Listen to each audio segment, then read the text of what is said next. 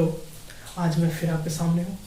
तो आज क्या पढ़ेंगे हम लोग। बेसिकली आज क्वांटम मैकेनिक्स से रिलेटेड ही वीडियो है। ये जो भी सीरीज चल रहा है क्वांटम मैकेनिक्स से सीरीज चल रहा है, तो इसमें हम लोग आज बात करेंगे फोटो इलेक्ट्रिक इफेक्ट के बारे में। किसके बारे में स्टडी करेंगे? फोटो इलेक्ट्रिक इफेक्ट के बारे में हम लोग स्टडी करेंगे। जिसमें क्वांटम मैकेनिक्स का लेक्चर नंबर 5 है, जिसमें फोटो इलेक्ट्रिक इफेक्ट के बारे में बात करेंगे। और देखिए इसमें और कुछ सब टॉपिक हैं जिसके बारे में हम लोग डिस्कस करेंगे आज के वीडियो लेक्चर में। तो पहला कि फोटो इलेक्ट्रिक इफेक्ट क्या है, ठीक है। उसके बाद हम लोग बात करेंगे कि हम लोग फोटो इलेक्ट्रिक इफेक्ट क्यों पढ़ते हैं, क्या कारण है फोटो इलेक्ट्रिक इफेक्ट पढ़ने का। तीसरा जो इसमें हम लोग डील करेंगे उस loss of photo electric effect के बारे में पढ़ेंगे। जो 5 लॉ है ना, उसके बारे में हम लोग पढ़ेंगे। और सबसे इंपॉर्टेंट पॉइंट कि जो इस लेक्चर का जो क्वांटम मैकेनिक्स है, इस लेक्चर का लेवल क्या होगा। तो यानी कि बीएससी लेवल होगा या क्लास 12th का होगा या एमएससी लेवल तक होगा। तो इसका जो इस वीडियो लेक्चर का जो भी क्वांटम मैकेनिक्स का जो सीरीज है, ये अप टू बीएससी लेवल है, जो कि सबसे इंपॉर्टेंट चीज है। कहाँ तक? अप टू बीएससी लेवल तक ही रहेगा। इसमें हम लोग एमएससी पे पोर्शन पे नहीं जाएंगे, हम लोग बीएससी तक अपने को कंस्ट्रक्ट करके रखेंगे, यानी कि बांध के रखेंगे। ठीक, तो इसको इरेज करते हैं। अब हम लोग फोटो इलेक्ट्रिक इफेक्ट पढ़ते हैं। तो देखिए फोटो इलेक्ट्रिक इफेक्ट क्या होता है, पहले ये जानना जरूरी है कि एक्चुअली फोटो इलेक्ट्रिक इफेक्ट है क्या। तो देखिए फोटो इलेक्ट्रिक इफेक्ट नेचुरल में एक फिनोमिना होता है, नेचर में एक तरह का फिनोमिना है, जिसमें क्या होता है कि जब भी कोई लाइट रेडिएशन यानी कि कोई भी लाइट या कोई भी इलेक्ट्रोमैग्नेटिक रेडिएशन जब भी किसी मेटल पे फॉल करता है, तो क्या होता है कि वहां से इलेक्ट्रॉन इजेक्ट होता है। क्या होता है? इलेक्ट्रॉन इजेक्ट होता है। अब देखो इलेक्ट्रॉन कैसे इजेक्ट होता है, क्या कंडीशन पे इजेक्ट होता है, क्या हर जब भी कोई भी लाइट फॉल करेगा तो इजेक्ट हो जाएगा। तो ये सब जो भी है इसको हम लोग डील कर लेंगे बाद में, लेकिन उससे पहले हम लोग एक बेसिक डेफिनेशन कंस्ट्रक्ट करते हैं, यानी कि बेसिक डेफिनेशन को फॉर्मुलेट करते हैं हम लोग, और उसके बेसिस पे हम लोग इस वीडियो लेक्चर को आगे करेंगे, प्रोसीड करेंगे। ठीक है, तो हम लोग फोटो इलेक्ट्रिक इफेक्ट पढ़ेंगे। उसके बाद सेकेंड क्वेश्चन है ना कि फोटो इलेक्ट्रिक इफेक्ट पढ़ते क्यों है, सबसे इंपॉर्टेंट चीज। जैसे कि यहाँ पे जो ये वाई है, वाई, व्हाट, व्हेन, हाउ, ये अलग तरह का क्वेश्चन है। तो एक अगर आप क्यूरियोसिटी है आप में पढ़ने का, अगर आप जानना चाहते हैं किसी चीज को, तो सिर्फ पढ़िए मत, उसके पीछे देखिए कि रीजन क्या है, उसके पढ़ने के पीछे कारण क्या है, हम लोग क्यों पढ़ रहे हैं। अगर पढ़ ही रहे हैं फोटो इलेक्ट्रिक, क्यों पढ़ रहे हैं, फिजिक्स पढ़ रहे हैं तो क्यों पढ़ रहे हैं। तो इसमें क्वेश्चन था कि क्यों हम लोग फोटो इलेक्ट्रिक इफेक्ट पढ़ते हैं। तो फोटो इलेक्ट्रिक इफेक्ट इसलिए पढ़ते हैं, अगर आपको नहीं पता है तो सुनिए ध्यान से। फोटो इलेक्ट्रिक इफेक्ट इसलिए पढ़ते हैं क्योंकि फोटो इलेक्ट्रिक इफेक्ट हमको एक स्टेप देता है। क्या देता है? स्टेप प्रोवाइड करता है, जिसके थ्रू हम वेव पार्टिकल डुअलिटी को स्टैब्लिश कर सकते हैं। अब क्वेश्चन है कि वेव पार्टिकल डुअलिटी क्या है। तो यानी कि जो लाइट है उसके पास डुअल नेचर होता है, light wave nature and particle nature दोनों शो करता है। एक समय पे वो वेव भी है, पार्टिकल है। इसका एक कंप्लीट सेपरेट वीडियो आएगा जिसमें हम लोग लाइट का डुअल नेचर के बारे में बात करेंगे। तो आज हम लोग वेव पार्टिकल डुअलिटी के बारे में बात नहीं करेंगे, आज सिर्फ हम लोग क्या बात करेंगे, फोटो इलेक्ट्रिक इफेक्ट पढ़ेंगे। तो इसमें ये पॉइंट था कि एक स्टेप प्रोवाइड करता है, यानी कि एक सीढ़ी देता है जिसके थ्रू हम चढ़ करके हम वेव पार्टिकल डुअलिटी यानी कहे तो पार्टिकल नेचर ऑफ लाइट को हम लोग स्टेब्लिश कर सकते हैं। बताया समझ में? यानी कि जो भी लाइट का जो डुअल नेचर है, उसमें जो उसका लाइट नेचर है, वो कौन हेल्प करता है समझने में, हमको फोटो इलेक्ट्रिक इफेक्ट समझता है, हेल्प करता है समझने में। आई होप समझ में आया क्या बोलना चाह रहे हैं। ठीक है, उसके बाद हम लोग देखेंगे laws of photo electric effect. तो इस लॉ को पढ़ने के लिए हम लोग पहले फोटो इलेक्ट्रिक इफेक्ट को डिफरेंशियल लिखते हैं और उसके आगे हम प्रोसीड करते हैं।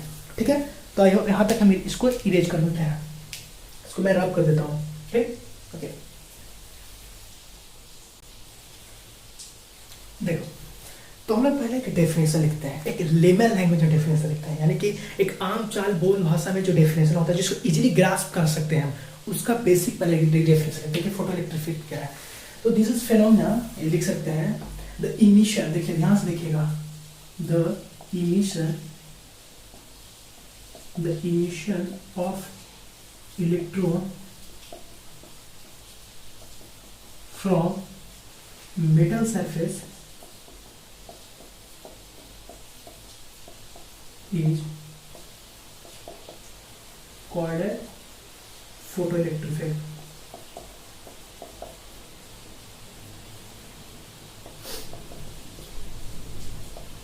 यानी कि इलेक्ट्रॉन का इमिशन कहां से?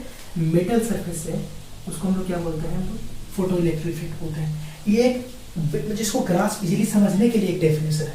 और जो बुकिश डेफिनेशन है वो देखिए, बुकिश डेफिनेशन क्या है, यानी कि जो बुक में क्या बोलता है, बुक में बोलता है कि the electromagnetic radiation, the electromagnetic radiation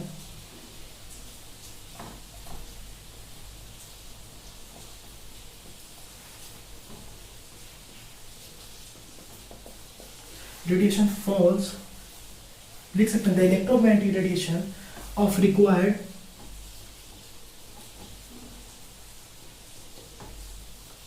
required frequency falls on the metal surface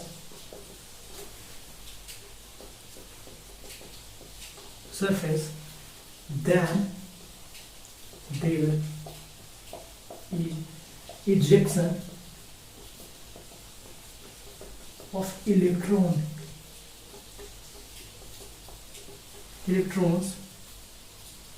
from that metal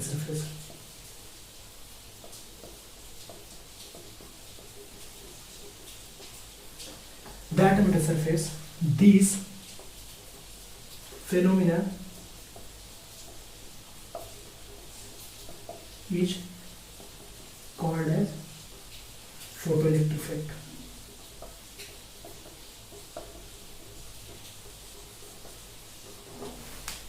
देखिए, ये एक बेसिक डेफिनेशन है जो हम अपने आप को अपने से मतलब सोच के इसको हम फॉर्मुलेट के लिखे। ये है बुकिश लैंग्वेज, यानी कि जो बुक में जो डेफिनेशन दिया होता है, क्या बोलता है बुक में कि the electromagnetic radiation of required frequency falls on the metal surface, then there is ejection of electron from that metal surface and this phenomena is known as photoelectric effect. अब यहाँ पे दो तीन चीज बहुत इंपॉर्टेंट चीजें समझने की। देखिए, पहला यहाँ पे क्या बात कर रहा है, यहाँ पे रिक्वायर्ड फ्रीक्वेंसी यानी कि सफिशिएंट फ्रीक्वेंसी की बात कर रहे हैं, यानी कि एक पर्टिकुलर फ्रीक्वेंसी होगा। हम लोग बात करेंगे आगे में कि वो पर्टिकुलर फ्रीक्वेंसी क्या है, एक रिक्वायर्ड फ्रीक्वेंसी बोल रहा है। उसके बाद क्या बोल रहा है कि कैसा रेडिएशन, इलेक्ट्रोमैग्नेटिक रेडिएशन अगर फॉल करेगा तो क्या करेगा, उससे इलेक्ट्रॉन इजेक्ट होगा। ये दो चीजें इसको हम लोग डिटेल में समझेंगे कि इलेक्ट्रोमैग्नेटिक रेडिएशन क्या होता है। देखिए, लाइट क्या है, एक इलेक्ट्रोमैग्नेटिक रेडिएशन है जो कि किस स्पेक्ट्रम में लाइक करता है, विजुअल रेंज में लाइक करता है, जिसको हम लोग देखते हैं।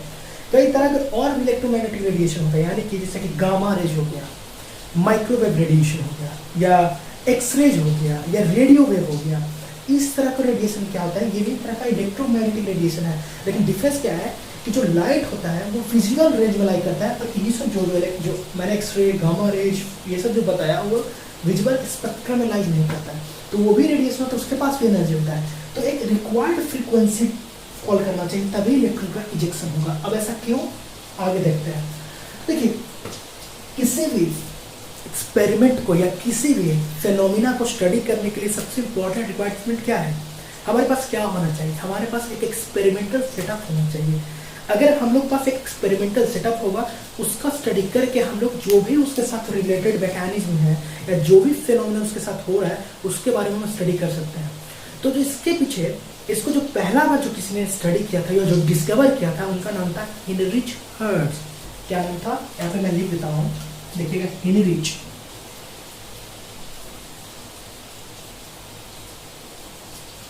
हर्ट्ज।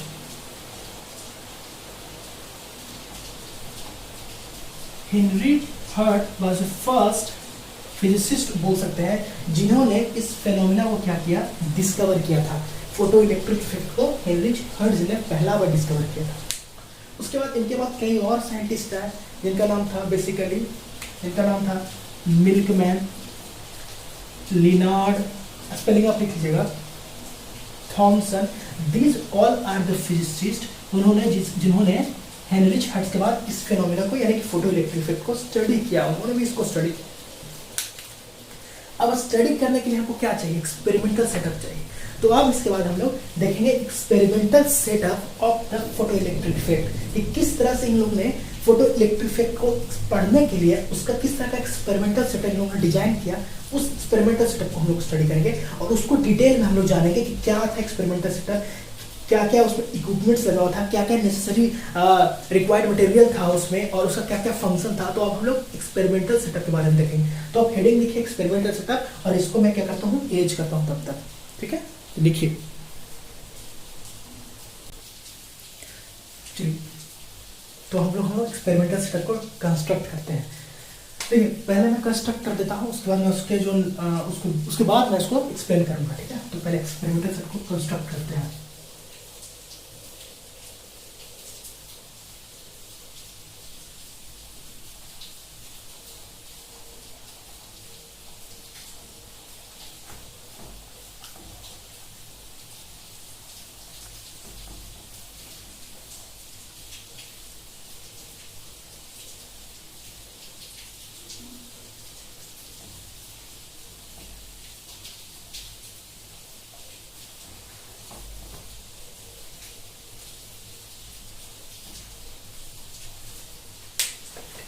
ठीक है, ये क्या है, ये एक एविक्यूटेड ट्यूब है।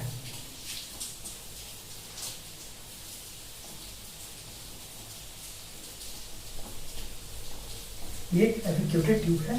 ठीक है, ये दोनों क्या है, मेटल प्लेट है। अभी मैं इसको लिख देता हूँ, पहले मैं इसको कंस्ट्रक्ट कर देता हूँ इसको।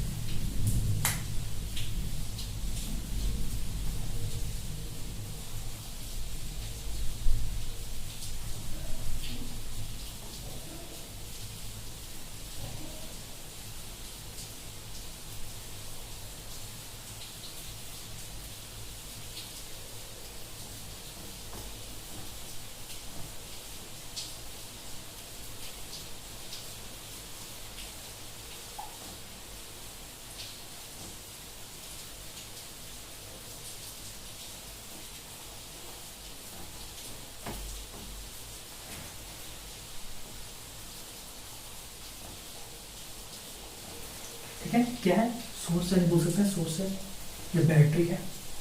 ठीक, मिडल पिट हो गया।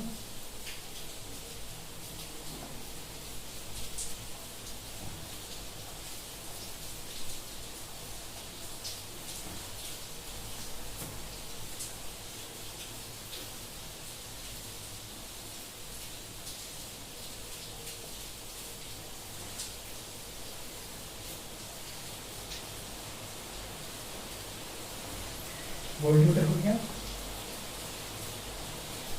स्विच हो गया। देखिए, ये क्या है, ये रेडिएशन फॉल कर रहा है इस पे।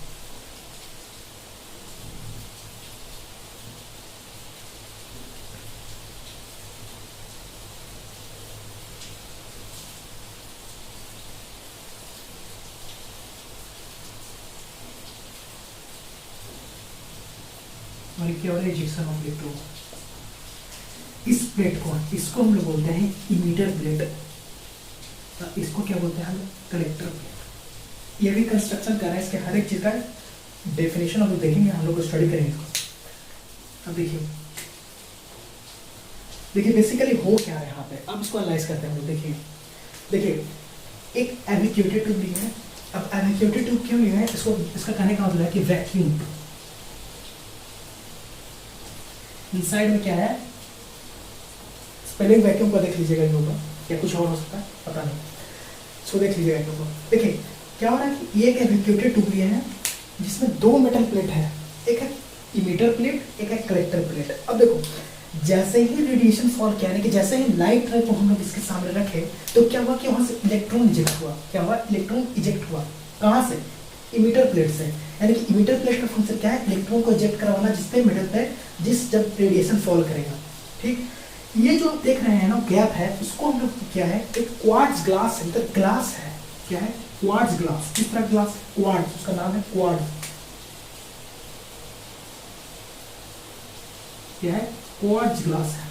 अब देखिए, क्वार्ट्ज ग्लास क्या है, क्वार्ट्ज ग्लास ही क्यों, मतलब कोई और भी ग्लास ले सकते थे, ये भी क्वेश्चन हो सकता है कि क्वार्ट्ज ग्लास क्यों। तो क्वार्ट्ज ग्लास के पास एक ऐसा फिनोमिनल, एक मैकेनिज्म बोल सकते हैं कि इसके पास एक प्रॉपर्टी है कि जब भी कोई रेडिएशन इस पे फॉल करता है, तो 99% रेडिएशन को पास करता है, यानी कि उसको एब्जॉर्ब ना करके बल्कि पूरा पूरा पास कर देता है। बहुत कम से कम रेडिएशन को एब्जॉर्ब करता है। तो यहाँ से क्या होगा कि जितना ज़्यादा से ज़्यादा रेडिएशन को ये पास करेगा उतना ही ज़्यादा रेडिएशन मतलब उतना ही ज़्यादा लाइट फॉल करेगा, इलेक्ट्रॉन इजेक्ट होगा। ठीक है, तो कम से कम तो लाइट को एब्जॉर्ब करता है। इसका फंक्शन क्वार्ट्ज ग्लास का ये है। ठीक है, यहाँ पे हम लोग एक रिहोस्टेट लगाए हुए हैं, इसलिए पोटेंशियल को मेंटेन करने के लिए रिहोस्टेट लगाया हुआ है, पोटेंशियल को मेंटेन करने के लिए। सोर्स लगाए हुए हैं जो कि मेटल प्लेट से कनेक्ट है। सोर्स इसलिए लगाए हुए हैं क्योंकि इलेक्ट्रॉन को हमको क्या करना है, एक्सेलरेट करवाना है, यानी कि इलेक्ट्रॉन को हमको तेजी से मूव करवाना है। उसके लिए हम लोग क्या लगाया है, सोर्स लगा हुआ है। एक की है, एक वोल्ट मीटर है, एक एम्पियर मीटर है। अब वोल्ट मीटर का फंक्शन क्या है, पोटेंशियल को मेजर करने का कितना वोल्टेज है। एम्पियर करंट को मेजर करेगा, ampere meter. Collector plate electron को कलेक्ट करेगा और क्या करेगा, सर्किट को कंप्लीट करेगा। तो क्या होगा, जैसे ही सर्किट कंप्लीट होगा तो करंट दौड़ने लगेगा, मतलब यानी कि करंट इसमें प्रोड्यूस होगा, इंट्रोड्यूस हो जाएगा। कैसे, अगर सर्किट कंप्लीट नहीं है तो देयर इज नो करंट, अगर सर्किट कंप्लीट हो गया तो इलेक्ट्रॉन क्या होगा, प्रोड्यूस होगा। यही चीज जब जो फिजिसिस्ट थे उन्होंने ऑब्जर्व किया, क्या ऑब्जर्व किया, उन्होंने ये ऑब्जर्व किया कि जैसे ही रेडिएशन फॉल कर रहा है क्या हो रहा है कि इलेक्ट्रॉन इजेक्ट हो रहा है। इलेक्ट्रॉन इजेक्ट होने के कारण क्या हो रहा है, यहाँ पे सर्किट कंप्लीट हो रहा है और यहाँ पे करंट हमको शो कर रहा है, कोई यहाँ पे करंट शो कर रहा है। ठीक है, तो अब हम लोग हर एक पॉइंट को एक बार लिख लेते हैं कि इसका सबका फंक्शन क्या है। देखो पहला पॉइंट यहाँ पे क्वार्ट्ज ग्लास था, ये क्वार्ट्ज ग्लास में प्रॉपर्टी क्या होता है हम लोग लिख लेते हैं।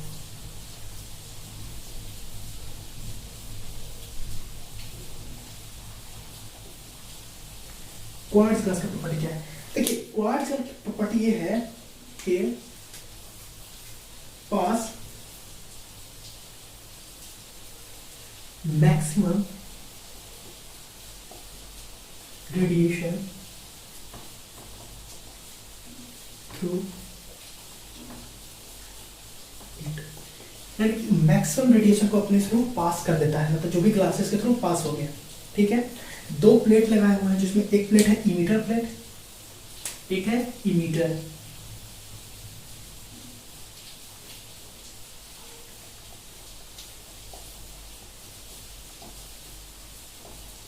और दूसरा प्लेट है कलेक्टर।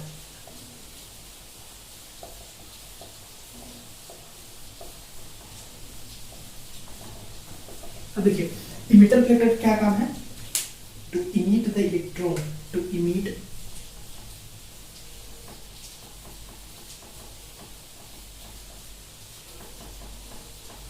Emit the electron. और कलेक्टर प्लेट का क्या है, टू कलेक्ट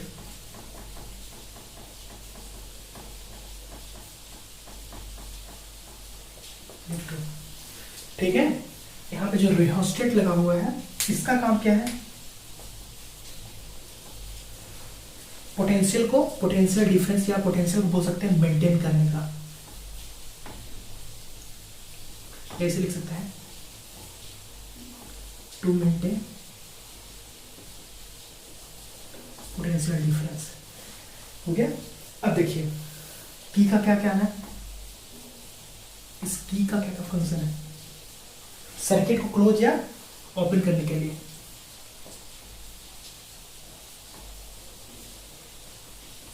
या ओपन करना या क्लोज करना है सर्किट करना। यहाँ पे जो वोल्ट मीटर है इसका क्या काम है, टू मेजर पोटेंशियल डिफरेंस। और एम्पियर मीटर का काम क्या है, टू मेजर करंट। ठीक है, समझ में आया इसका कि इसका फंक्शन किस तरह से है। और यहाँ पे जो वीडियो में आपको दिख रहा होगा सेम इसी तरह से फंक्शन हो रहा है, लाइट फॉल कर रहा है, इलेक्ट्रॉन इजेक्ट हो रहा है, सर्किट कंप्लीट हो रहा है, करंट प्रोड्यूस हो रहा है।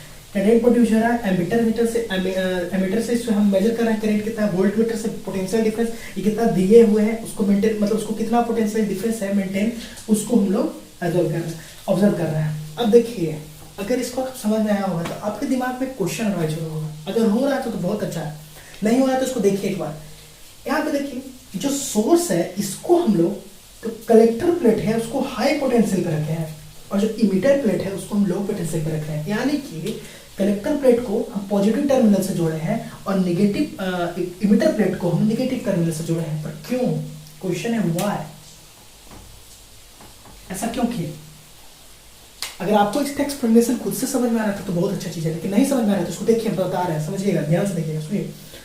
इसको इसलिए हम लोग हाई पोटेंशियल पे रखे हैं कि अगर इलेक्ट्रॉन का ऐसा नेगेटिवली चार्ज है और ये जो कलेक्टर प्लेट है पॉजिटिवली चार्ज है, तो अगर इलेक्ट्रॉन जब यहाँ से इजेक्ट होगा तो इलेक्ट्रॉन को इजेक्ट होने के बाद क्या करेगा, नेगेटिव चार्ज या पॉजिटिव चार्ज नेगेटिव चार्ज को अट्रैक्ट करता है, यानी कि ये पॉजिटिव प्लेट नेगेटिव प्लेट को अपनी तरफ अट्रैक्ट करेगा। जब इसको अपनी तरफ अट्रैक्ट करेगा तो ये क्या जाएगा यहाँ पे, और ये फास्ट इसके पास जाएगा और इसके अंदर क्या होगा, एंटर करेगा। एंटर करने के बाद क्या करेगा, करंट को, इलेक्ट्रॉन इधर से एंटर किया तो करंट को प्रोड्यूस करेगा। आपको तो पता होगा ना कि इलेक्ट्रॉन और करंट दोनों एक दूसरे का अपोजिट फ्लो करते हैं, यानी कि इलेक्ट्रॉन अगर से जा रहा है तो करंट उसके जैसा अपोजिट जाएगा, यानी कि अगर ये क्लॉकवाइज जा रहा है, अगर ये क्लॉकवाइज जा रहा है करंट, तो ये एंटी क्लॉक हो जाएगा, इलेक्ट्रॉन का फ्लो होगा। तो ये हो रहा है। निगेटिव प्लेट इसलिए रखें क्योंकि ये क्या करेगा, इसको धक्का देगा, पुश करेगा, इसको अपनी तरफ खींचेगा, तो जितना जल्दी खींचेगा तो सर्किट कंप्लीट होगा और सर्किट कंप्लीट तो करंट प्रोड्यूस होगा। इसीलिए इसको हाई पोटेंशियल पर, इसको लो पोटेंशियल पर रखे हैं हम लोग। तो आपको समझ में इसका एक्सप्लेनेशन आ गया होगा क्या कहना चाह रहा है, ठीक है। तो देखिए, इस एक्सपेरिमेंट को स्टडी करने के बाद जो फिजिसिस्ट थे उन्होंने कई सेट ऑफ फैक्टर डिफाइन किया, यानी कि जो फोटो इलेक्ट्रॉन है, एक चीज और छूट गया जो बहुत इंपॉर्टेंट है, ये जो इलेक्ट्रॉन है ना, ये इलेक्ट्रॉन, इस इलेक्ट्रॉन का एक स्पेशल नाम है जिसको हम लोग फोटो इलेक्ट्रॉन बोलते हैं। क्या बोलते हैं, फोटो इलेक्ट्रॉन, ठीक है। इस इलेक्ट्रॉन को, जो इलेक्ट्रॉन मेटल सरफेस से निकल रहा है, उसको हम लोग फोटो इलेक्ट्रॉन बोलते हैं। और फिजिसिस्ट ने क्या स्टडी किया कि जो फोटो इलेक्ट्रॉन है एक सेट ऑफ फैक्टर पर डिपेंड करता है, एक सेट ऑफ फैक्टर पर डिपेंड करता है, और वो फैक्टर क्या है हम लोग अब डिस्कस करेंगे कि क्या क्या फैक्टर पे फोटो इलेक्ट्रॉन यानी कि फोटो इलेक्ट्रिक इफेक्ट डिपेंड करता है। तो आई होप आपको यहाँ तक कोई प्रॉब्लम नहीं हुआ होगा, इसको आप नोट डाउन कीजिए। उसके बाद जो फैक्टर है, उसी फैक्टर को, जो चार फैक्टर था, बेसिकली चार फैक्टर था, उसमें एक पॉइंट और जोड़ देते हैं तो हमको law of photo electric effect मिल जाता है। तो हम लोग उसको डिस्कस करेंगे। तो यहाँ तक आप इरेज, इसको नोट कीजिए, इसको मैं यहाँ तक इसको इरेज करता हूँ, उसके बाद loss of photo electric effect के बारे में हम लोग स्टडी करेंगे, ठीक है। ठीक है, यहाँ तक नोट कीजिए।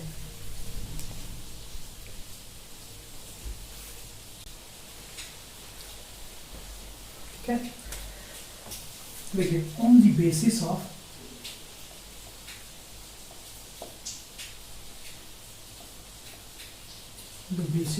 experiment factor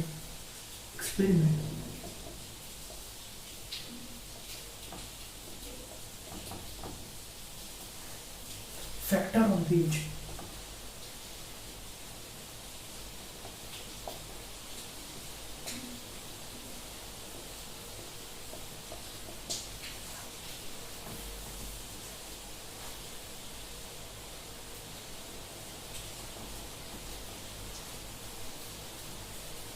photoelectric effects depend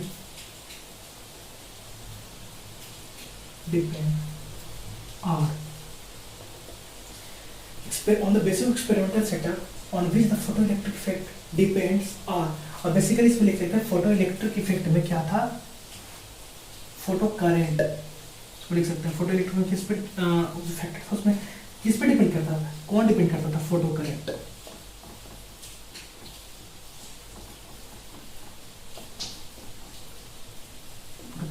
तो देखिए, जो सब पहला फैक्टर था, फर्स्ट फैक्टर, वो क्या था, इंटेंसिटी ऑफ इंसिडेंट रेडिएशन, यानी कि जो फोटो करंट था किस पे डिपेंड कर रहा था, पहला फैक्टर में पता किया तो देखा गया कि इंटेंसिटी, यानी कि जो भी लाइट का इंटेंसिटी था उस पे क्या फोटो करंट डिपेंड कर रहा था। तो पहला फैक्टर था intensity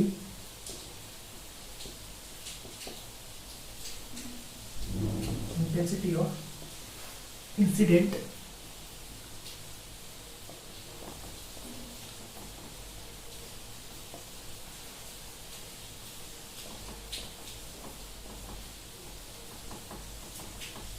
intensity of incident radiation, पहला फैक्टर इस पे था, इंसिडेंट रेडिएशन पे इंटेंसिटी पे डिपेंड कर रहा था। दूसरा factor potential difference between the electrode, यानी कि जो इलेक्ट्रोड था, ये दोनों मेटल प्लेट था, बोल सकते हैं इसको इलेक्ट्रोड, इसके बीच में जो कितना पोटेंशियल डिफरेंस है उस पर भी डिपेंड करता था। तो potential difference between the electrode,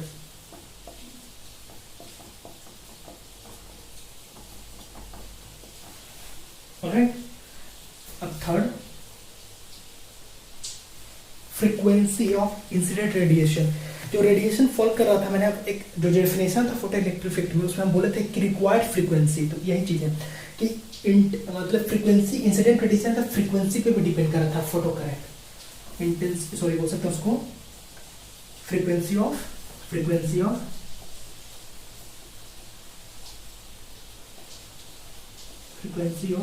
incident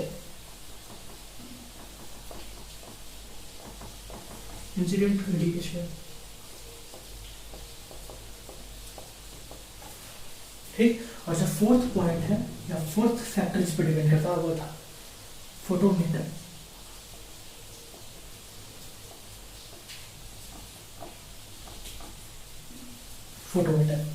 ये तो फैक्टर था जिसपे फोटो करंट डिपेंड करता था। इसमें अगर एक पॉइंट और हम लोग ऐड कर देते हैं, यानी कि फिफ्थ पॉइंट बना देते हैं, अगर एक पॉइंट और ऐड कर देते हैं और इसको फिफ्थ पॉइंट बोल सकते हैं इजेक्शन ऑफ, या बोल सकते हैं नो टाइम लैग,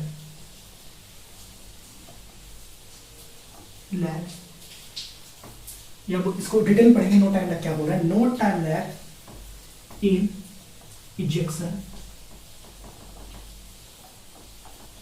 इलेक्ट्रॉन। इस फिफ्थ पॉइंट को अगर हम इंक्लूड कर लेते हैं तो ये पूरा पॉइंट 5 पॉइंट मिलकर क्या बनता है? Laws of photo electric effect. तो यही 5 पॉइंट क्या है? Laws of photo electric effect है। और ये 4 फैक्टर यहाँ तक क्या है? ये जो फैक्टर है जिसपे फोटो करंट डिपेंड करता है, यानी कि फोटो इलेक्ट्रिक इफेक्ट डिपेंड कर रहा है, और इसको फिफ्थ पॉइंट को अगर इंक्लूड कर दें तो इस कंबाइन इस 5 को हम लोग बोलते हैं laws of photo electric effect. इसी को हम लोग बोलते हैं laws of photo electric effect, इस कंबाइन 5 पॉइंट को। आई होप समझ में आया होगा फिलहाल ये क्या है। अब हम लोग को इसके बारे में डिटेल में डिस्कस करना है, मतलब अब हम लोग बारे में डिटेल में स्टडी करेंगे, यानी कि इंटेंसिटी पे कैसे डिपेंड करता है, इंटेंसिटी ऑफ रेडिएशन पे कैसे फोटो करंट डिपेंड करता है, फोटो करंट जो इलेक्ट्रॉन निकल रहा था सर्किट कंप्लीट करने में जो इलेक्ट्रॉन को करंट पैदा हो रहा था, वो करंट इन फैक्टर पे किस तरह से डिपेंड करता है, उसके बारे में डिटेल में स्टडी करेंगे। पहला है इंटेंसिटी ऑफ इंसिडेंट रेडिएशन। तो हम इसको इस टॉपिक को डील करेंगे, फिर इसके बारे में पढ़ेंगे, फिर इसके बारे में, फिर इसके बारे में, और इसके बाद हम लोग laws of photo electric effect को कंप्लीट करेंगे, और उसके बाद इस लेक्चर को हम लोग बाइंड अप करेंगे। तो ठीक है, इसको इरेज करते हैं यहाँ तक, आप इसको नोट डाउन कर लीजिए, और हम लोग next topic intensity of incident radiation को देखते हैं, जो कि laws of photo electric effect है। ठीक है, यहाँ तक नोट कीजिए। चलिए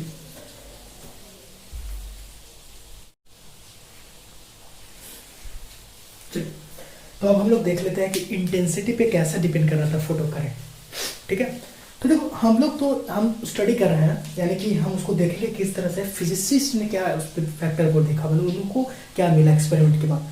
तो कुछ इस तरह से था, देखिए पहले उन्होंने एक प्लॉटिंग किया, ग्राफिक प्लॉट किया, जिससे उसको पहले हम लोग समझते हैं। तो इस तरह से एक हम लोग ग्राफ प्लॉट करेंगे, उससे पहले हम लोग को समझते हैं। देखिए कि इंटेंसिटी और फोटो करंट के बीच में क्या रिलेशन था, यानी कि किस तरह से डिपेंड करा था। देखिए इधर मान लीजिए हम लोग फोटो करंट लेते हैं, और इधर हम लोग इंटेंसिटी लेते हैं, या लाइट है ना, तो जो लाइट फॉल कर रहा है मतलब उसका कितना इंटेंसिटी है, इंटेंसिटी को हम लोग बोल सकते हैं कि पर यूनिट एरिया पे कितना फॉल कर रहा है लाइट, यानी कि यूनिट एरिया में कितना ज़्यादा से ज़्यादा फॉल कर रहा है। तो कुछ इस तरह से था। देखिए जब इंटेंसिटी 0 था तो फोटो करंट 0 था, यानी कि इंटेंसिटी 0 था तो फोटो करंट कोई भी उस एक्सपेरिमेंटल सेटअप में करंट यानी कि एम्पीयर मीटर में कोई फ्लक्चुएशन देखने को नहीं मिला। कब? जब इंटेंसिटी 0 था। ठीक है, जब इंटेंसिटी को हम लोग 10 किए तो फोटो करंट 2 हो गया, यानी कि 2 एम्पीयर जो भी बोल सकते हैं, दो गुना हो गया उसका। ठीक, फिर हम 20 किए तो ये 4 हो गया। देखे जाइएगा, जैसे हम लोग 30 किए तो ये 6 हो गया, यानी कि जैसे जैसे इंटेंसिटी को बढ़ा रहे हैं उस तरह से फोटो करंट में इंक्रीज हो रहा है। अगर इंटेंसिटी 0 था तो फोटो करंट 0 है, इंटेंसिटी यहाँ पे देखिए, अगर इंटेंसिटी 0 है तो फोटो करंट भी 0 है। अगर इंटेंसिटी 10 है तो फोटो करंट 2 हो गया, इंटेंसिटी 20 है तो फोटो करंट 4 हो गया, इंटेंसिटी 30 है तो फोटो करंट 6 हो गया। यानी कि इंटेंसिटी और फोटो करंट में किस तरह का रिलेशन है? डायरेक्टली प्रोपोर्शनल का रिलेशन है, यानी कि इंटेंसिटी फोटो करंट से डायरेक्टली प्रोपोर्शनेट है, यानी कि जैसे जैसे इंटेंसिटी बढ़ेगा वैसे वैसे फोटो करंट भी बढ़ेगा, यानी कि फोटो करंट इंक्रीज होगा। तो यहाँ से क्या पता चल रहा है, यहाँ से हमको देख के ये पता चल रहा है कि इंटेंसिटी, सॉरी फोटो करंट है यहाँ पे, फोटो करंट एक सेकेंड यहाँ पे हम लिख लेते हैं इसको अच्छे से। Photo current is directly proportional to intensity of incident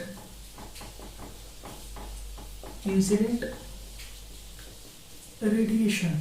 यानी कि फोटो करंट है इंटेंसिटी ऑफ इंसिडेंट रेडिएशन से डायरेक्टली प्रोपोर्शनेट है। यानी कि अगर इसको हम इस तरह से लिखना चाहेंगे तो हम लिख सकते हैं I is directly proportional to I। ये यहाँ पे क्या रिप्रेजेंट कर रहा है, करंट को, फोटो करंट को रिप्रेजेंट कर रहा है, और ये इंटेंसिटी को रिप्रेजेंट कर रहा है। ठीक है, अब देखो इसको हम लोग देखिए। अब देखिए यहाँ से एक चीज और, general equation of straight line क्या होता है, y equals to mx the general equation of straight line. तो अगर वहां से हम इसको मैच करते हैं तो देखिए इसको एनालाइज करेंगे हम लोग।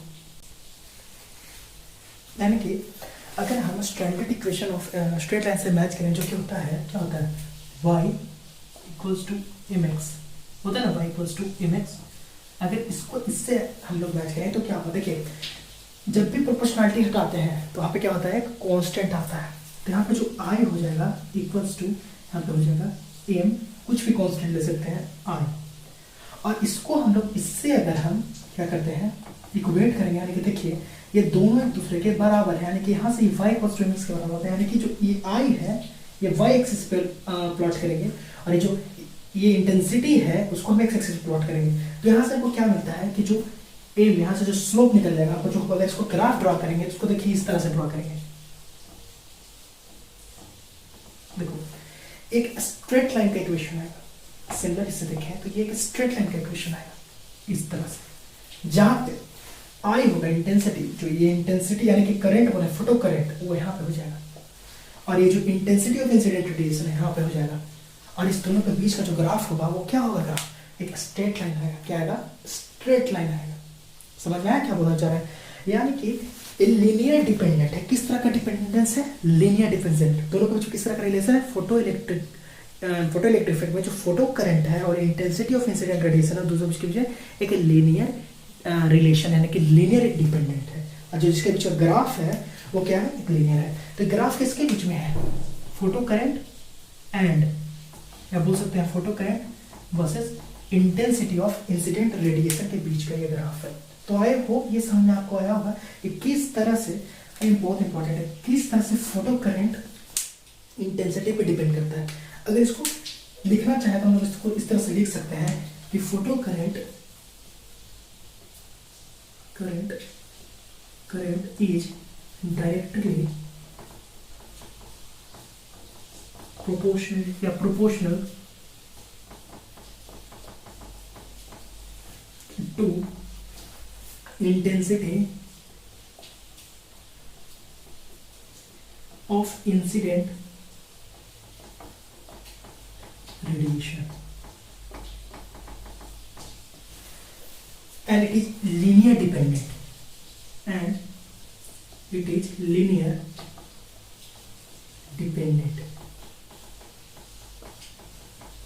और किस तरह का डिपेंडेंस है, लीनियर डिपेंडेंट है। यानी कि फोटो करंट और इंटेंसिटी बीच में रिलेशन लीनियर, यानी कि दोनों इसके बीच का जो ग्राफ आएगा वो एक स्ट्रेट लाइन ग्राफ आएगा।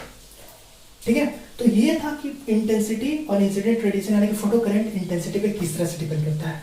सेकंड क्या था, सेकंड था पोटेंशियल डिफरेंस इलेक्ट्रोड के बीच में, जो पोटेंशियल डिफरेंस था, potential difference between the electrode, उस पर कैसे डिपेंड करता है।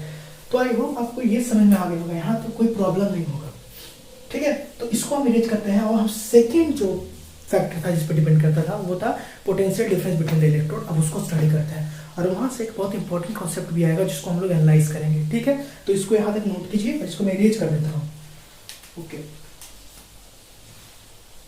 इरेज कर दूँ, ठीक है। इरेज करना दोस्त मजबूरी भी है, बोर्ड थोड़ा छोटा है तो नहीं इरेज करेंगे तो फिर लिख नहीं पाएंगे कहीं पे, या छोटा बहुत छोटा लिखते हैं या बोर्ड पे देखते हो ये बहुत छोटा छोटा लिखा हो सकता है, नजर नहीं आता कोई पॉइंट, तो उसको ये कीजिए, थोड़ा मैनेज कीजिए, देखते हैं क्या होगा। चलिए इसको मिटा के सेकेंड पॉइंट क्या था, सेकेंड फैक्टर इसको हम लोग बोलते हैं वो potential difference between electrode, potential difference between electrode.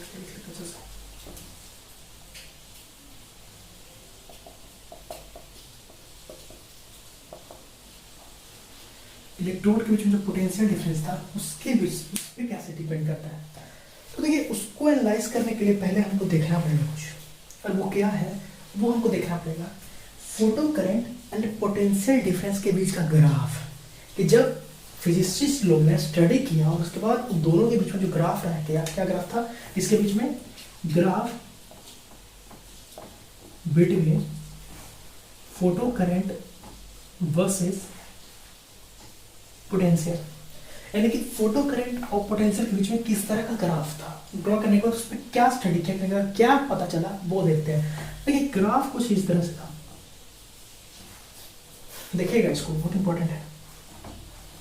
देखिए ये जो वाई एक्सिस है इस पे फोटो करंट था, और ये जो एक्स एक्सिस है इस पे क्या था, पोटेंशियल था, प्लस भी फिर माइनस भी।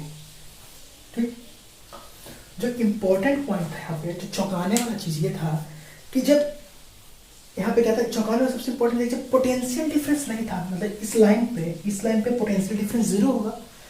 जब पोटेंशियल डिफरेंस नहीं था उसके बावजूद भी सर्किट जो था कंप्लीट था, यानी कि उसके बावजूद भी फोटो करंट डिटेक्ट हुआ। यानी कि जब पोटेंशियल डिफरेंस नहीं है तब भी फोटो करंट डिटेक्ट हो रहा था, यानी कि तब भी फोटो करंट था, जो कि चौंकाने वाला बात था। ये इस तरह का बात बोल रहे हैं हम, ये मान लीजिए आपके हाथ में एक बल्ब है, ठीक है, उस बल्ब को ना तो किसी बैटरी से और ना ही उस बल्ब को किसी करंट या किसी एक्सटर्नल सोर्स से जोड़े हुए हैं या ऐड किए हुए हैं, उसके बावजूद भी लाइट जल रहा है। ये थोड़ा चौंकाने वाला बात है, सोचिए, ध्यान सुनिए। तो आपके हाथ में बल्ब है, सिंपल मान लीजिए बल्ब है ये, और इसको ना तो बैटरी से जोड़े हुए हैं ना ही कोई एक्सटर्नल कोई सोर्स से जुड़े हुए या इलेक्ट्रिसिटी से जुड़े हुए, उसके बावजूद भी बल्ब जल रहा है। ऐसा पहला चीज तीसरा मान लीजिए कि चार्जेबल बल्ब है, चार्जेबल नहीं, इसको चार्ज नहीं कर सकते हैं, तो कोई नॉर्मल बल्ब है, ठीक है ना, उसके बावजूद भी जल रहा है। तो ये चौंकाने वाला बात है। ये फिजिसिस्ट को वहाँ पे जो एक्सपेरिमेंट भी कर रहे थे उनको क्या क्या चौंका दिया। ये एक गजब से उनको लगा कि ऐसा क्यों, कैसे हो रहा है, लेकिन बिना पोटेंशियल डिफरेंस के भी करंट पैदा हो रहा था। तो यहाँ पे जो एक पॉइंट है आप लिखेंगे शॉकिंग रिजल्ट, जो बोल सकते हैं शॉक कर रहा था यहाँ पे, that without shocking result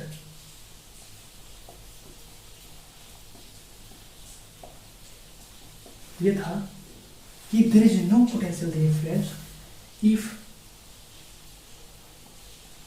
there is no potential difference instead of that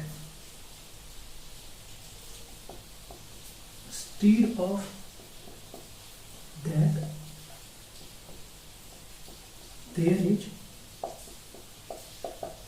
photo current।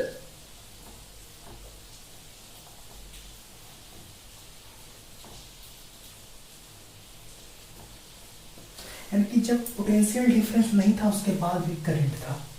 ठीक, ये हो समझ में आया क्या करना था। उसके बाद क्या किया उन्होंने, उसके बाद उन लोगों ने पोटेंशियल डिफरेंस को बढ़ाया, पोटेंशियल डिफरेंस को मान लो 4 वोल्ट किया। तो जब पोटेंशियल डिफरेंस को 4 वोल्ट किया तो करंट भी कुछ बढ़ा, यानी कि जब पोटेंशियल डिफरेंस को 4 वोल्ट किया तो करंट कुछ बढ़ गया। फिर पोटेंशियल डिफरेंस को थोड़ा सा और बढ़ाया तो करंट थोड़ा और बढ़ा, करंट थोड़ा सा और बढ़ गया। फिर पोटेंशियल डिफरेंस को और बढ़ाया तो फिर और करंट बढ़ गया। लेकिन उसके बाद पोटेंशियल डिफरेंस को बढ़ाया तो करंट नहीं बढ़ा। नोट कीजिएगा, ध्यान सुनिएगा। उसके बाद भी से पोटेंशियल डिफरेंस बढ़ाया तो करंट नहीं बढ़ा।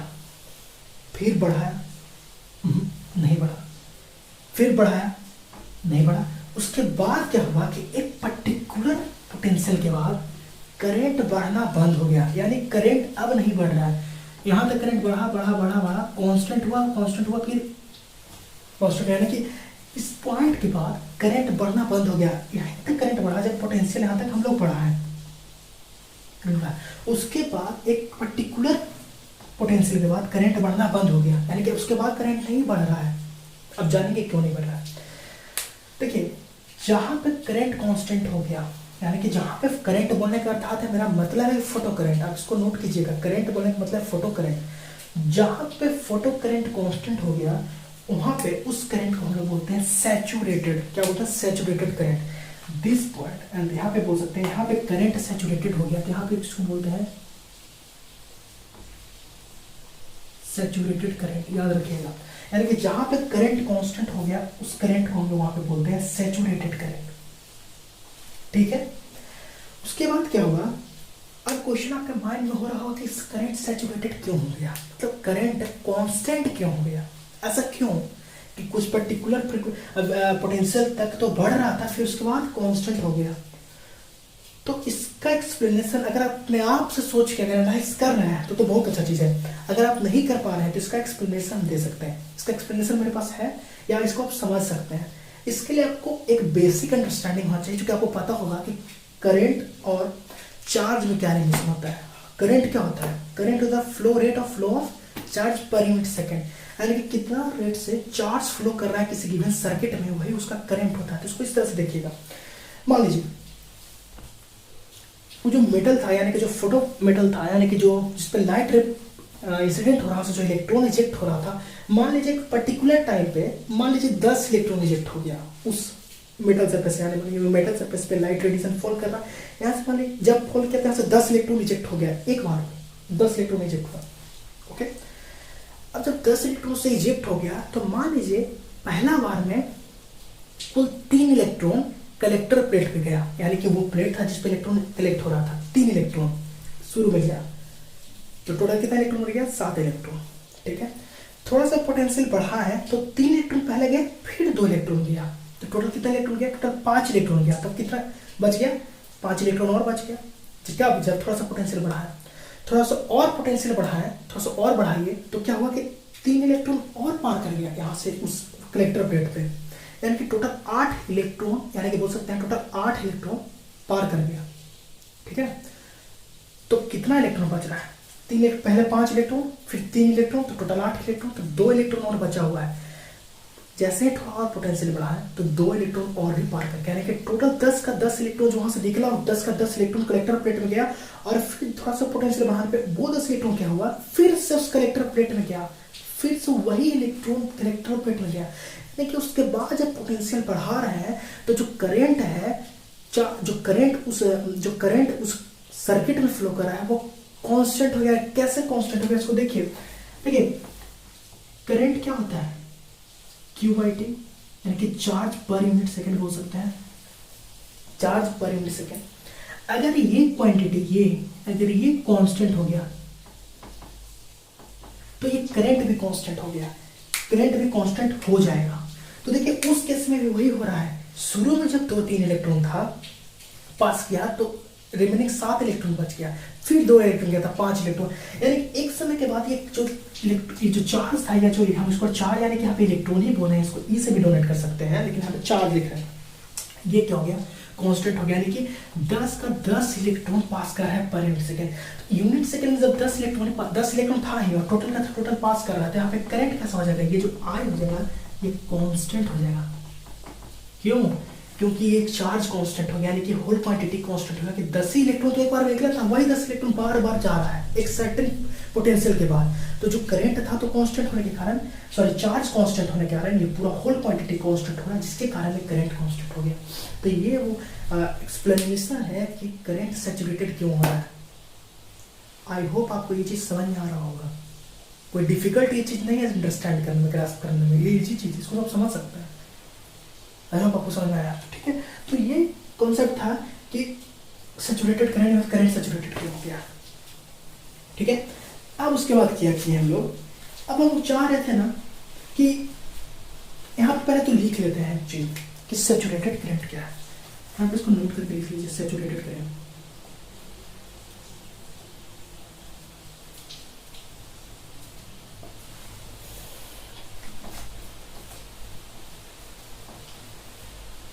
लिख लेते हैं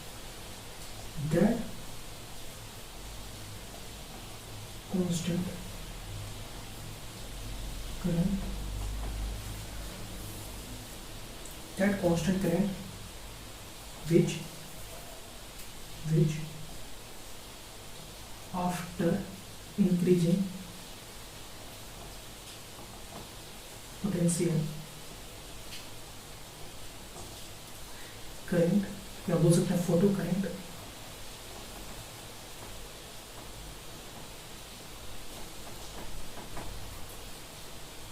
डज नॉट इंक्रीज।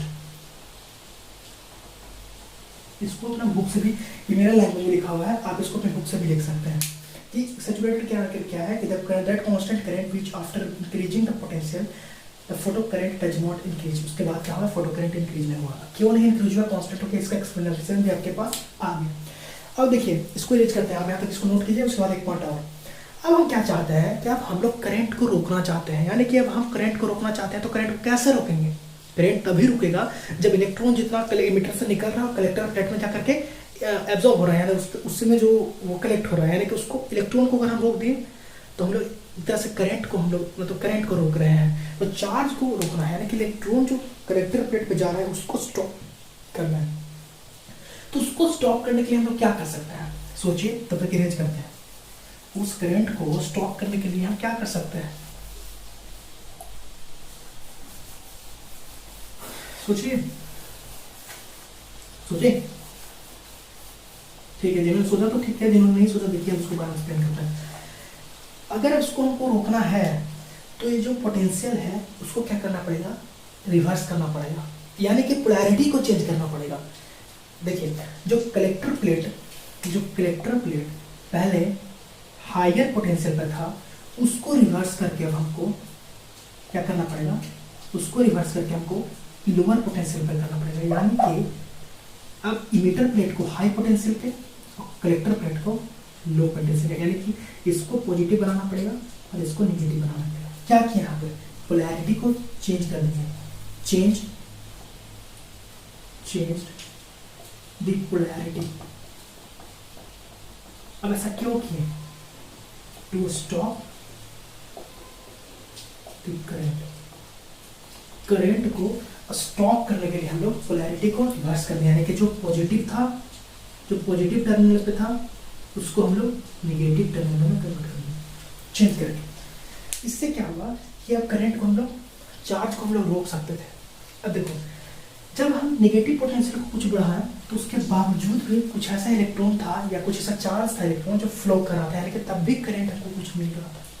ठीक है, थोड़ा सा और नेगेटिव पोटेंशियल बढ़ाएं तब भी इलेक्ट्रॉन उसके इलेक्टर प्लेट में जा रहा था, थोड़ा सा और बढ़ाएं तब भी, लेकिन एक पर्टिकुलर वैल्यू आया पोटेंशियल का, जिसके बाद क्या हुआ कि जो करंट था वो रुक गया, यानी कि चार्ज जो इलेक्ट्रॉन था इमिटर प्लेट पे जाना बंद हो गया।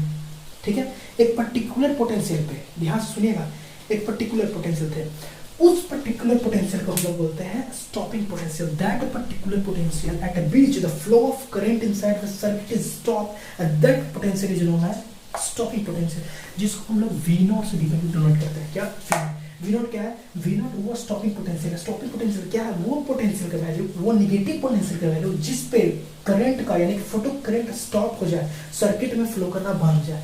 तो यहाँ पे सबसे इंपॉर्टेंट चीज था कि लिख लेते हैं स्टॉपिंग पोटेंशियल क्या है, ये बहुत इंपॉर्टेंट है, समझ में आना चाहिए। जो हम लोग बोल रहे हैं कि फोटो स्टॉपिंग पोटेंशियल क्या है, आपको समझ में आना चाहिए क्या है। देखिए स्टॉपिंग पोटेंशियल नोट बना के यहाँ पे लिख लीजिए, स्टॉपिंग पोटेंशियल। स्टॉपिंग पोटेंशियल क्या है, स्टॉपिंग पोटेंशियल क्या है, वो पोटेंशियल है, वो negative potential for which the photo current is zero. को लिखिए stopping potential that negative potential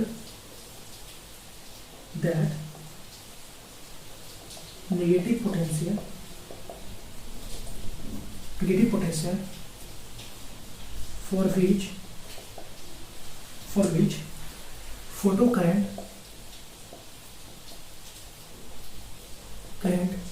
is zero, जो जिसको हम लोग डेनोट करते हैं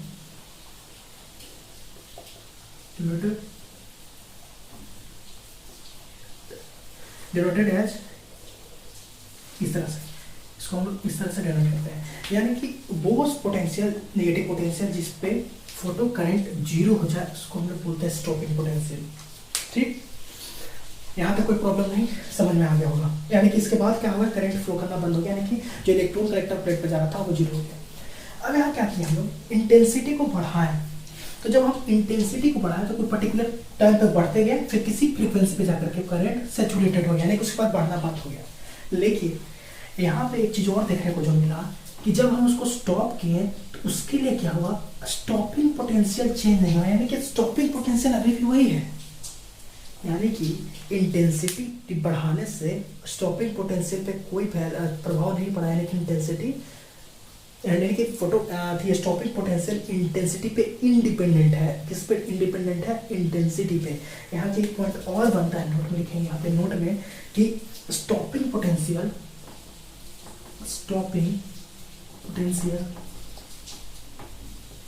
इज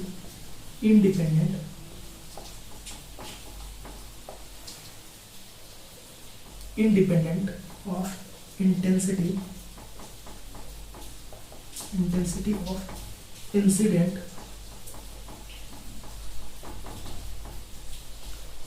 रेडिएशन, यानी कि स्टॉपिंग पोटेंशियल इंसिडेंट रेडिएशन के इंटेंसिटी पे इंडिपेंडेंट है, उस पर डिपेंड नहीं करता है। मन मर्जी आप जितना इंटेंसिटी बढ़ा दीजिए, स्टॉपिंग पोटेंशियल अभी सेम रहेगा। यानी कि यहाँ से एक चीज और पता चलता है कि जो स्टॉपिंग पोटेंशियल है किस चीज पर डिपेंड कर रहा है, वो फ्रीक्वेंसी पे डिपेंड कर रहा है, ना कि इंटेंसिटी पे डिपेंड करता है। यानी कि जो स्टॉपिंग पोटेंशियल वी नॉट है, ये फ्रीक्वेंसी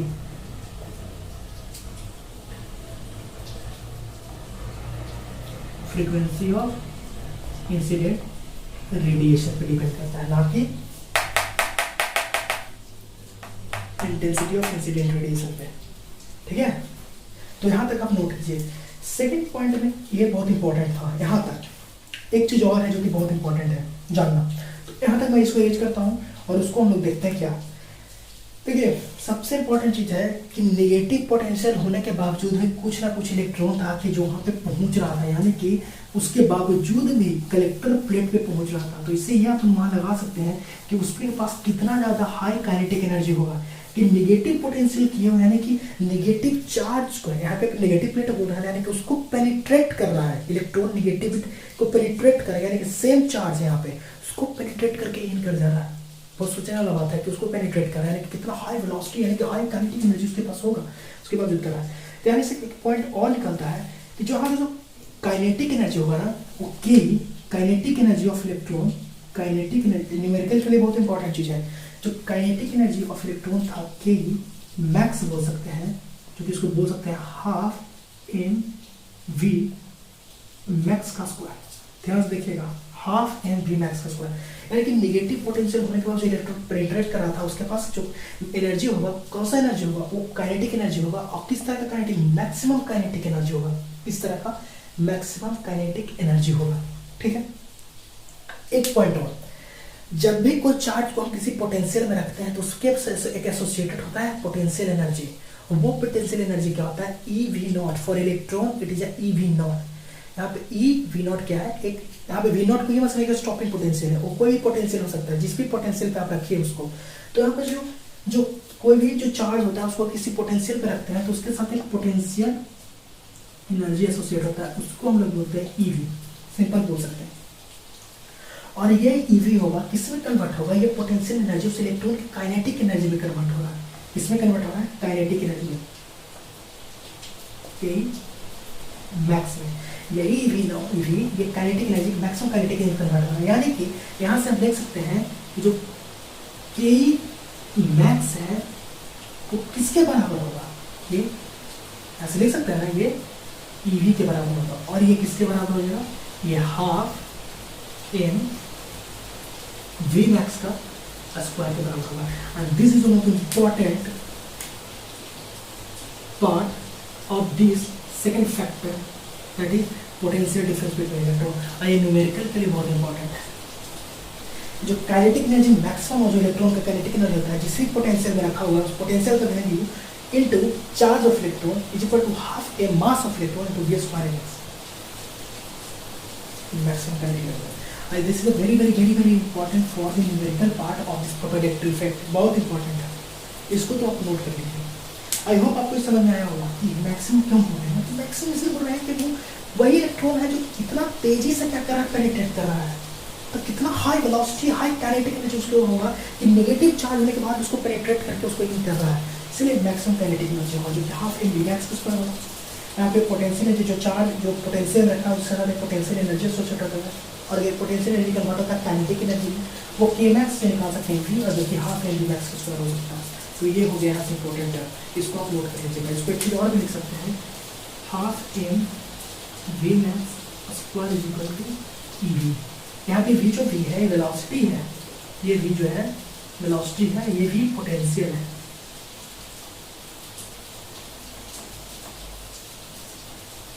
ठीक है, तो आप इसको नोट कर लीजिए यहाँ तक। उसके बाद हम लोग थर्ड चीज के बारे में डिस्कस करेंगे, जो कि थर्ड था फ्रीक्वेंसी ऑफ इंसिडेंट रेडिएशन पे किस तरह से फोटो करंट डिपेंड करता है। तो यहाँ तक आपको दो चीज मैनेज करते हैं,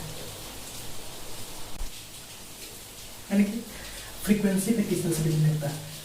तो फ्रीक्वेंसी पे इस तरह से डिपेंड करता है, यानी कि जो फोटो करंट बोल सकते हैं हम लोग, फोटो करंट की जगह आप लोग बोल सकते हैं जो काइनेटिक एनर्जी था या फ्रीक्वेंसी पे किस तरह से काइनेटिक एनर्जी डिपेंड कर रहा था। अब देखते हैं, देखिए जो काइनेटिक एनर्जी था वो फ्रीक्वेंसी पे इंडिपेंडेंट था इस तरह से कि जैसे अगर हम फ्रीक्वेंसी बढ़ा रहे थे वैसे क्या हो रहा था, स्टॉपिंग पोटेंशियल बढ़ेगा। यानी कि यहाँ पे एक ग्राफ एनालाइज करते हैं हम लोग, देखिए पहले इसको एक ग्राफ प्लॉट करेंगे, देखिए सेम है वही ग्राफ, इधर रखेंगे पॉजिटिव पोटेंशियल या पोटेंशियल यहाँ पे है पॉजिटिव है नेगेटिव फोटो करंट। अब देखो यहाँ पे क्या कर रहे हैं, जो इंटेंसिटी था उसको क्या कर दिया कांस्टेंट, इंटेंसिटी को कांस्टेंट किए, यानी कि अगर इंटेंसिटी कांस्टेंट है चेंज क्या करेंगे, फ्रीक्वेंसी को चेंज करेंगे। तो जब ये किए हम लोग, तो हम लोग कुछ एनालाइज किए कि कांस्टेंट फ्रीक्वेंसी इंटेंसिटी था, तो जैसे फ्रीक्वेंसी बढ़ा रहे थे हम लोग तो स्टॉपिंग पोटेंशियल भी बढ़ रहा था, यानी इंटेंसिटी बढ़ाने फ्रीक्वेंसी बढ़ाने से स्टॉपिंग पोटेंशियल का भी वैल्यू बढ़ रहा था। यानी कि अगर ये मान लीजिए V1 पोटेंशियल है, यानी कि V1 फ्रीक्वेंसी है, ये अगर मान लीजिए V2 फ्रीक्वेंसी है और ये V3 फ्रीक्वेंसी है, तो जो स्टॉपिंग पोटेंशियल था ये V01 था, ये V02 था और ये V03 था।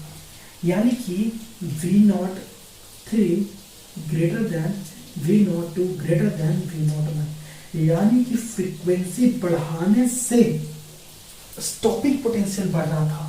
और अगर स्टॉपिंग पोटेंशियल बढ़ रहा है यानी कि काइनेटिक एनर्जी बढ़ रहा है, यानी कि काइनेटिक एनर्जी क्यों, काइनेटिक एनर्जी काइनेटिक इंटेंसिटी किस पर डिपेंड कर रहा था, ये स्टॉपिंग पोटेंशियल किस पर डिपेंड कर रहा था, काइनेटिक एनर्जी पर डिपेंड कर रहा था। अगर काइनेटिक एनर्जी बढ़ा रहे हैं तब क्या होगा, इसका मतलब फ्रीक्वेंसी बढ़ा रहे हैं, यानी कि फ्रीक्वेंसी बढ़ाएंगे तो काइनेटिक एनर्जी बढ़ जाएगा। यानी कि काइनेटिक एनर्जी अगर हम इंक्रीज कर रहे हैं, काइनेटिक एनर्जी बढ़ा रहे हैं, इसका मतलब क्या है कि जो स्टॉपिंग पोटेंशियल है या V0 है वो भी इंक्रीज हो रहा है, इसका मतलब फ्रीक्वेंसी बढ़ा रहा है। या तो आप वाइस वर्सा बोल सकते हैं कि फ्रीक्वेंसी बढ़ रहा है यानी कि स्टॉपिंग पोटेंशियल बढ़ रहा है, यानी कि काइनेटिक एनर्जी बढ़ रहा है। ये भी बहुत इंपॉर्टेंट है, इसको भी नोट कीजिए। तो ये एनालाइज हुआ, जब इसको हम लोग स्टडी किए तो स्टडी करने के बाद हमको ये पता चला कि जब इंटेंसिटी को कांस्टेंट कर दिया हम लोग और फ्रीक्वेंसी को चेंज किए तो स्टॉपिंग पोटेंशियल बढ़ गया, यानी कि काइनेटिक एनर्जी बढ़ रहा था। तो जो यहाँ से हम लोग नोट बना के लिखते हैं कि kinetic energy is dependent on the frequency. Kinetic energy यहाँ लिखे, काइनेटिक एनर्जी को के से डिनोट करते हैं, is dependent on frequency of incident radiation. Kinetic energy है किस पर डिपेंड कर रहा था, फ्रीक्वेंसी ऑफ इंसिडेंट रेडिएशन पे। यानी कि यहाँ से एक चीज और, kinetic energy is directly proportional to frequency of incident radiation. Kinetic energy directly proportional to frequency of incident radiation, या kinetic energy dependent of frequency of incident radiation नहीं,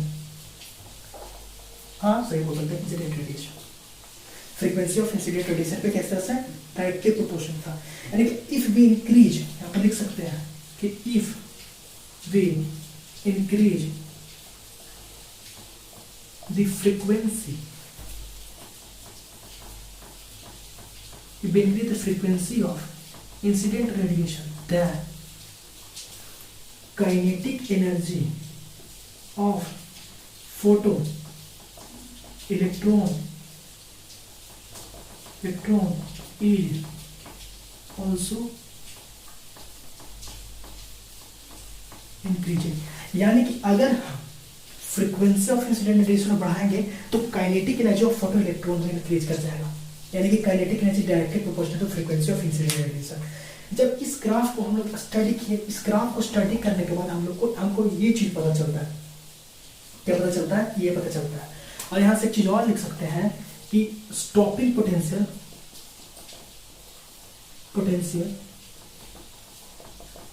डिपेंड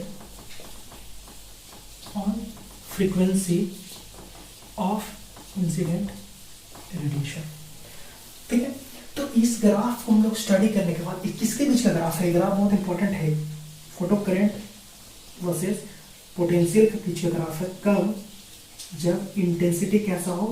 कांस्टेंट हो। इस ग्राफ इसको स्टडी करने के बाद हम लोग ने स्टडी नहीं किया, फिजिसिस्ट ने स्टडी किया, उसके बाद ये सेट ऑफ चीज उन्होंने बताया कि ये है।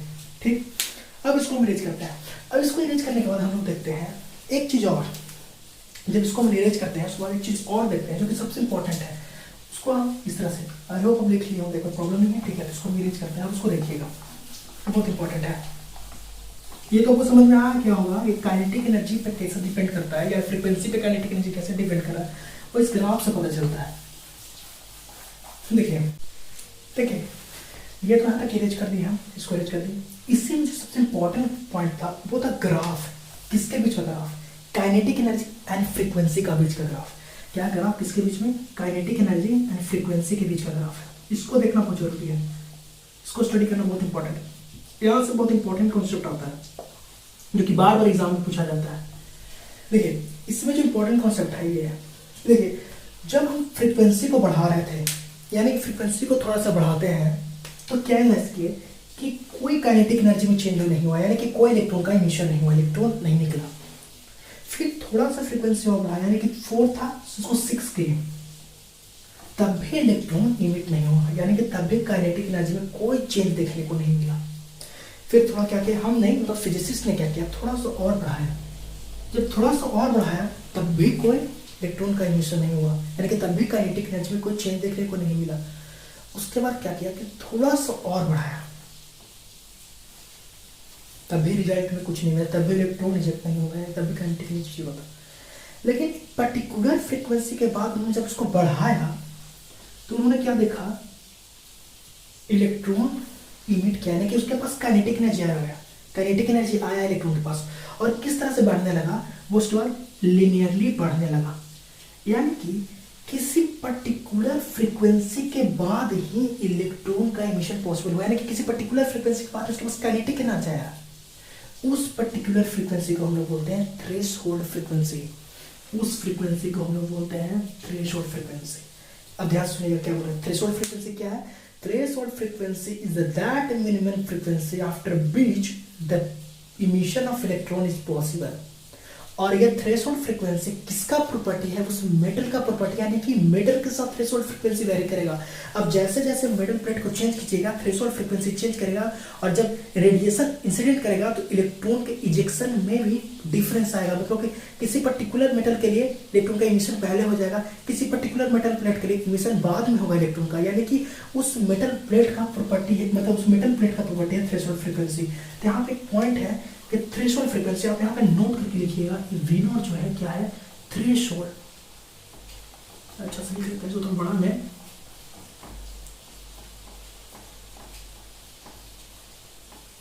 Threshold frequency. अब थ्रेशोल्ड फ्रीक्वेंसी क्या है, यहाँ पे देखिएगा, नोट से लिख सकते हैं। थ्रेशोल्ड फ्रीक्वेंसी क्या है? That minimum frequency, minimum frequency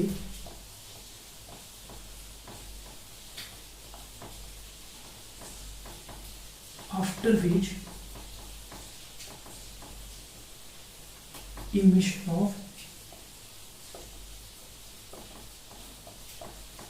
emission of electron from metal surface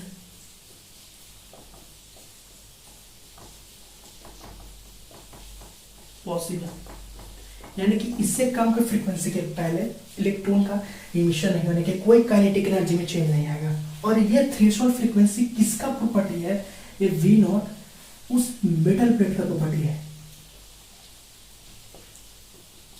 किसी से प्रॉपर्टी ऑफ मेटल प्लेट, यानी कि ये आपका एक तरह से बोल सकते हैं ये फोर्थ फैक्टर था, ये फोर्थ फैक्टर है कि जो वी नॉट स्टॉपिंग पोटेंशियल है मेटल प्लेट का प्रॉपर्टी है, यानी कि मेटल प्लेट चेंज करने से क्या होगा, stopping potential sorry threshold frequency का, ये थ्रेशोल्ड फ्रीक्वेंसी यानी कि थ्रेशोल्ड फ्रीक्वेंसी का वैल्यू चेंज होगा। और थ्रेशोल्ड फ्रीक्वेंसी पे क्या डिपेंड कर रहा है कि अगर उससे मिनिमम फ्रीक्वेंसी अगर डालिएगा तो इलेक्ट्रॉन का इमिशन नहीं होगा, उससे ज्यादा पे ही इलेक्ट्रॉन का इमिशन होगा। समझ आया? तो ये किसका प्रॉपर्टी था? ये थ्रेशोल्ड मेटल का प्रॉपर्टी है, यानी कि ये आपका हो गया फोर्थ फैक्टर। और इसमें हम लोग एक चीज और बात किए थे, फिफ्थ पॉइंट। उस फिफ्थ पॉइंट को अगर इंक्लूड कर लेते हैं हम लोग तो वो law of photo electric effect बन जाता है। वो क्या था?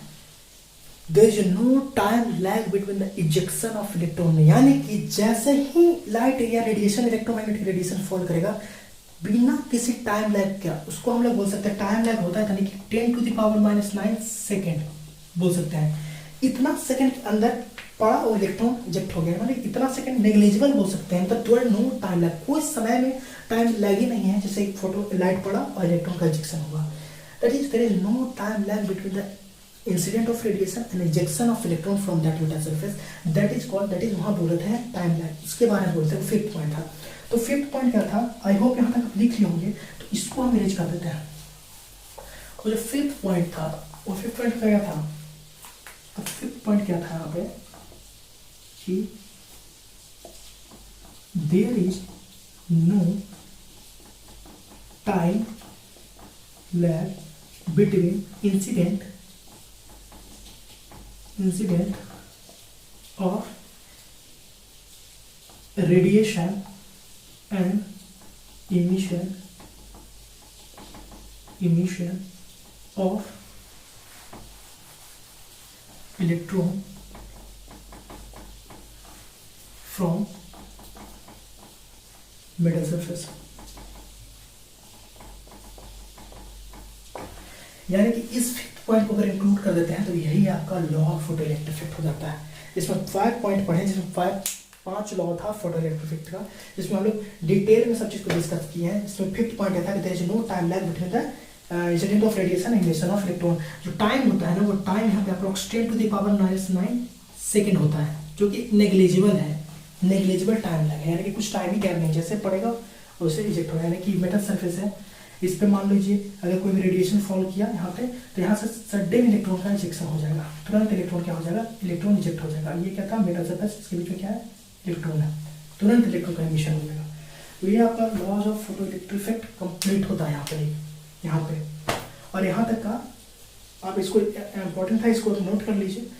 और आज के लेक्चर में इतना ही था। इसके आगे हम लोग जो भी है, इसके आगे हम लोग ये देखेंगे कि इसको एक्सप्लेन करने के लिए जो क्लासिकल थ्योरी था, क्लासिकल मैकेनिक्स था, वो किस तरह से फेल होता है, इसको एक्सप्लेन नहीं कर पाता है। अब इस क्यों नहीं बस एक्सप्लेन कर पाता है, किसने एक्सप्लेन किया, ये तो अब नेक्स्ट वीडियो में देखिएगा। इसको नेक्स्ट वीडियो में हम लोग लेक्चर नंबर 5 पार्ट 2 होगा। ये पार्ट 1 है, इसको नोट कर लीजिए, पार्ट 1 है। पार्ट 2 में हम लोग जानेंगे इसको क्लासिकल मैकेनिक्स कैसे एक्सप्लेन नहीं कर पाया, इसको क्लासिकल मैकेनिक्स कैसे एक्सप्लेन में फेल हो गया, और फिर इसमें किसने इसको एक्सप्लेन किया। तो अगर आप जानना चाहते हैं तो इसके लिए नेक्स्ट वीडियो देखिए। इसके लिए यहाँ तक के लिए धन्यवाद।